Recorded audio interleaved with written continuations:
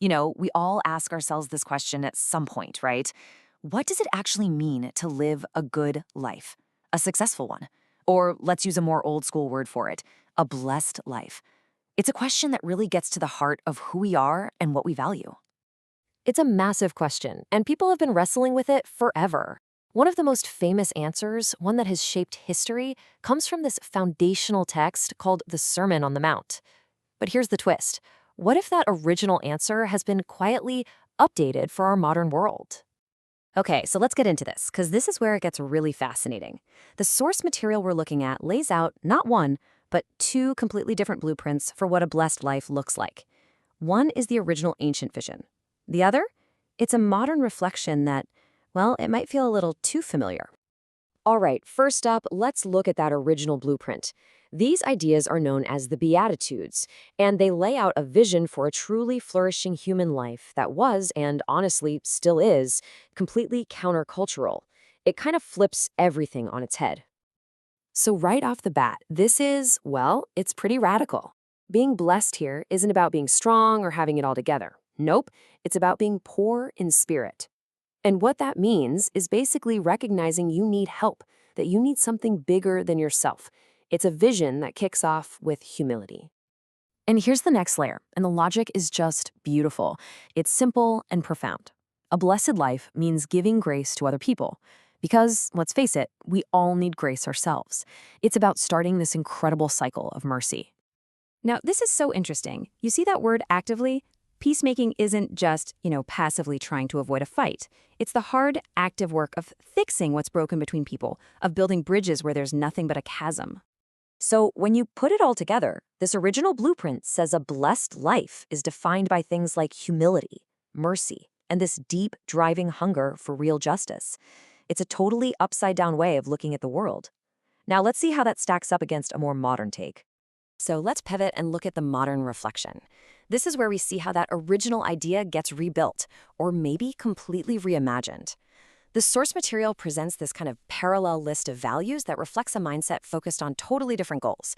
Goals that, you'll probably agree, are all around us today.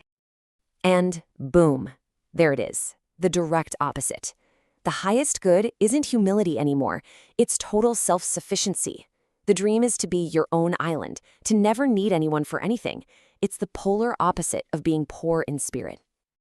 Remember that beautiful cycle of mercy we just talked about? Well, in this modern version, that cycle gets shattered. Mercy is seen as a weakness, something that just gets in the way of winning. Here, being ruthless is what gets you ahead. And the active peacemaker? Well, they get replaced by the transactional deal maker. See the difference?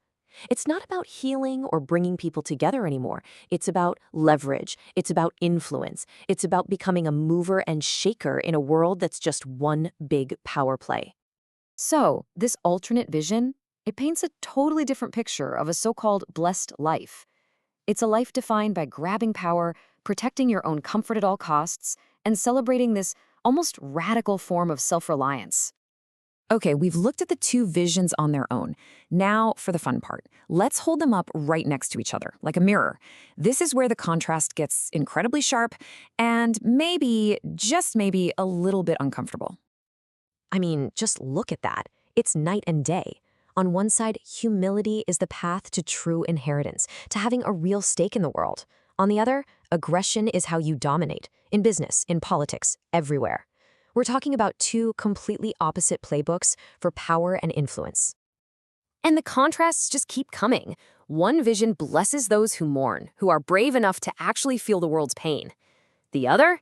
It blesses those who just laugh everything off, who avoid discomfort at all costs. One blesses a hunger for justice for others. The other blesses a hunger for a bigger paycheck for yourself. It's the difference between true inner character and a perfectly curated public image. So here we are, standing at a fork in the road, really. We have two profoundly different paths forward, two totally competing answers to that one huge question. What does it really mean to be blessed? When you boil it all down, this is the core conflict, isn't it? Is the good life built on interdependence, on recognizing that we desperately need each other, and maybe something more? Or is the ultimate goal a life of complete self-sufficiency, where we're invulnerable, untouchable, and totally independent? And that leaves us with the final, and maybe the most important question.